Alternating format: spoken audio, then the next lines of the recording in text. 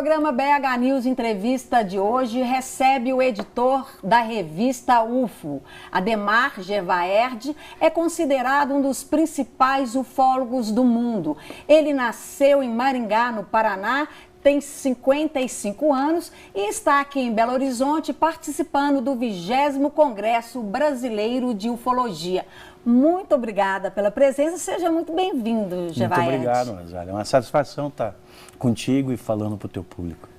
Então, eu acho que eles vão gostar com certeza do assunto de hoje, porque é um assunto muito polêmico e é realmente bastante interessante. Para a gente conversar essa conversinha nossa aqui, eu gostaria que você já me falasse como que aconteceu, a partir de quando você começou a ter interesse pelo tema ufologia, discos voadores, ET, OVNI e por aí vai. Desde sempre. As pessoas acham que eu tive um contato e que a partir desse contato, um encontro com ETs, eu tive interesse pelo assunto. As pessoas acham que eu tomo café com ET, viajo para Marte no final de semana, mas não é nada disso. Eu comecei a minha vida já lendo sobre isso. A partir do momento que aprendi a ler, minhas principais leituras, quase únicas, eram sobre ufologia.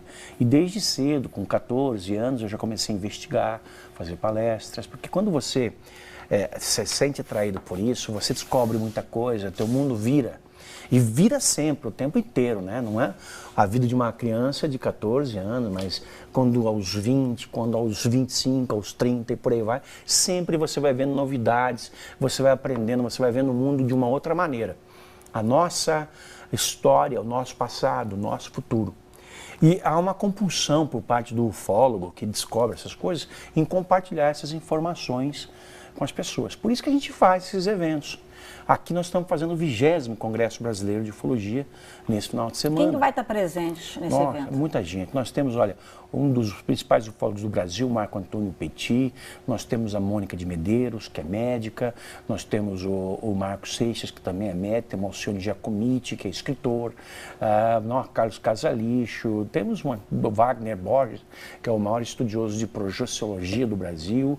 Temos um personagem da Terra muito conhecido, que é o jornalista César Vanucci, que é um grande pioneiro, um grande entusiasta do assunto.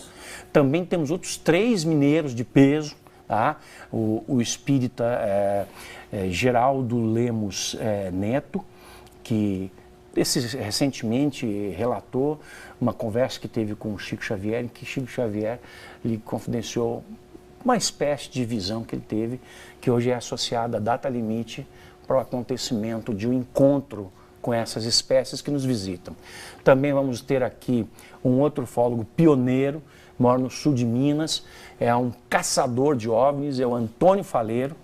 O nome dele se mistura com o nome da ufologia brasileira. É um camarada que teve inúmeros encontros com naves, com sondas.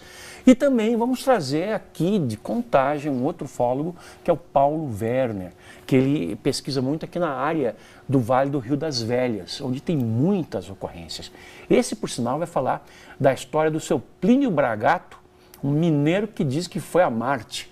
Ave Maria. E ele desapareceu por uns dias. E voltou falando que tinha visto os vermelhinhos lá. Ele acredita que os seres que o levaram eram marcianos e que o lugar para onde ele foi era Marte, né?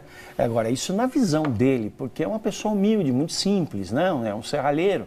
Agora, esse caso foi muito bem pesquisado. Exatamente, mas como é que você comprova uma situação, por exemplo, igual essa? Você mesmo, eu sei que você visita em vários lugares do mundo, né, situações que aconteceram, fenômenos pelo menos intrigantes. Como é que você vai ter a certeza dessa situação e não passar, por exemplo, por momentos de chacota? Porque que acontece muito, primeiro a pessoa já fala, quem cuida desse pessoal aí, quem estuda ufologia, que fala de Marte, de disco voador, para começar é meio doido. Você se sente constrangido com essas afirmações? Não, até porque isso não acontece para mim, porque eu estou nisso aí há muitos anos, né? Eu acabei me impondo e meus colegas também se impuseram.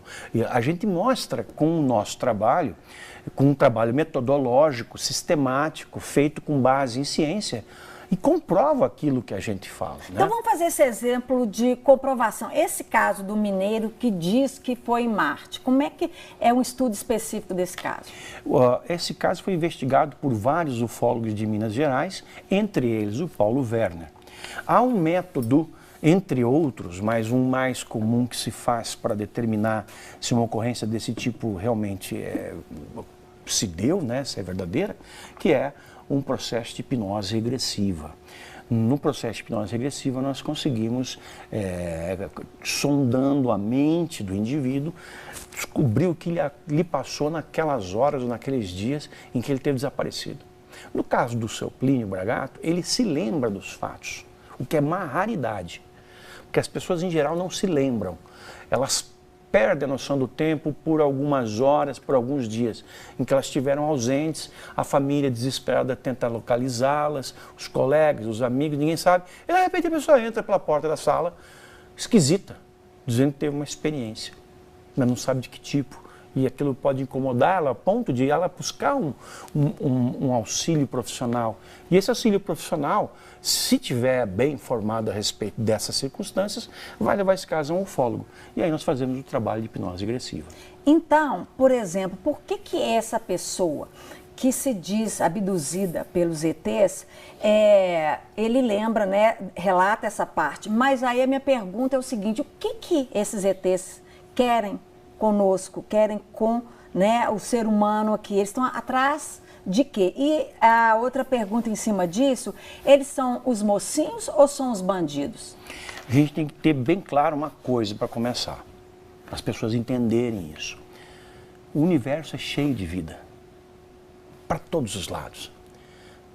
Nós temos com 70 zeros de estrelas, ao redor das quais giram planetas, como o nosso Sol é uma estrela com 10 planetas ao redor dele. Tá? Nesse nosso sistema solar tem um planeta com vida. Se tiver em cada um desses, ou na metade deles, ou em 1/10 deles, nós já teríamos uma quantidade absurda de vida. Muitas dessas civilizações alcançaram o estado tecnológico de viajarem a outros planetas, como nós estamos fazendo hoje, explorando o sistema solar. Os que chegam até aqui, talvez estejam vindo à Terra especificamente por alguma razão, outros estão indo a vários planetas, estão vindo também à Terra. Há seres que já vieram no passado e não voltaram mais, há seres que passaram a vir de um tempo para cá. E havendo essa multiplicidade de vidas, essa multiplicidade de civilizações,